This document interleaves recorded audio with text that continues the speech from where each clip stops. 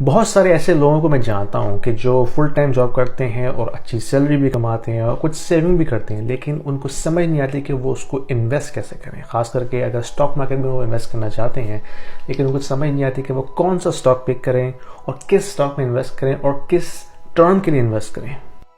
अगर आप उन लोगों में से हैं और आप फुल टाइम जॉब भी कर रहे हैं, तो आपके पास इतना टाइम है ही नहीं कि आप बैठ के रिसर्च करें, इंडस्ट्रीज को रिसर्च करें, उनमें से कंपनीज निकालें, स्टॉक टिकर्स निकालें, उनके ट्रेंड्स देखें, उनकी स्टॉक परफॉर्मेंस देखें, अर्निंग्स रिपोर्ट देखें। That's too much work.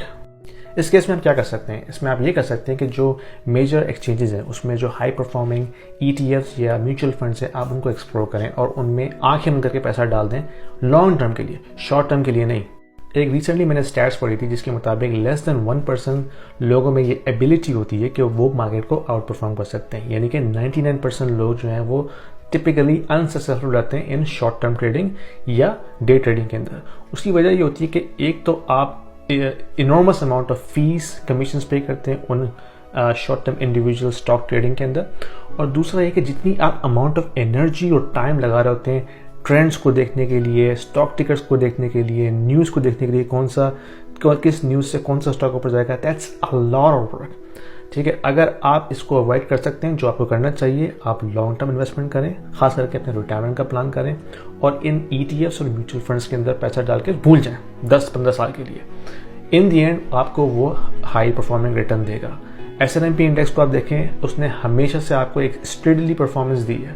बीच में कुछ अप एंड डाउन आते हैं, जैसे 9/11 आ गया, कोविड का इशू आ गया या 2008 का फाइनेंशियल क्राइसिस आ गया, लेकिन वो फिर वापस रिकवर कर जाता है। लेकिन अगर आप प्लान कर रहे हैं 10 से 15 साल का, उस पूरे पीरियड के अंदर ये सारे अप्स एंड डाउन्स को वो ईजिली रिकवर कर सकता है और इन दी एंड आपको decent amount of return guarantee दे सकता है। अगर आप श्योर नहीं कि कौन सा ETF आपको देखना चाहिए, तो आप S&P 500 से स्टार्ट करें, NASDAQ को देखें। इसके अलावा वैनगार्ड की काफ़ी अच्छी प्रोडक्ट्स हैं, IHDF की काफ़ी अच्छी प्रोडक्ट्स हैं ETF की, उनको देखें, उनको कंपेयर करें, उनके जो मैनेजमेंट फीस है, जो उनका एक्सपेंस है, क्योंकि हर ETF का एक कुछ एलिमेंट होता है, परसेंटेज होता है जो कि फ़ी में जाता है, और उनका प्रीवियस ट्रेंड देखेंगे कि पिछले 2-3 साल में उन्होंने किस तरह परफॉर्म किया है। फिर आप उसमें अपनी कंक्लूजन लेके आए कि आपने किस में लॉन्ग टर्म इन्वेस्टमेंट करनी है, और जो डिविडेंड आपको इससे मिलेगा आप उसको भी री इन्वेस्ट करें। लॉन्ग टर्म के लिए इसको आप भूल जाएं 10 से 15 साल, और आपको मैं गारंटी करता हूं कि this will get U A decent return over the long run. That should be considered your retirement policy, not day trading. Good luck with that.